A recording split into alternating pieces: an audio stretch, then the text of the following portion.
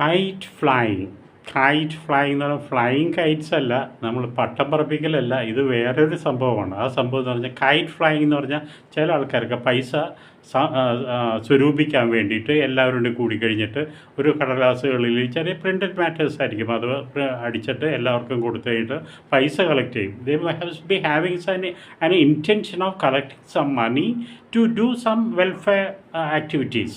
ആ ആക്ടിവിറ്റീസിന് വേണ്ടിയിട്ട് അവർ പൈസ ഇങ്ങനെ കളക്ട് ചെയ്യും.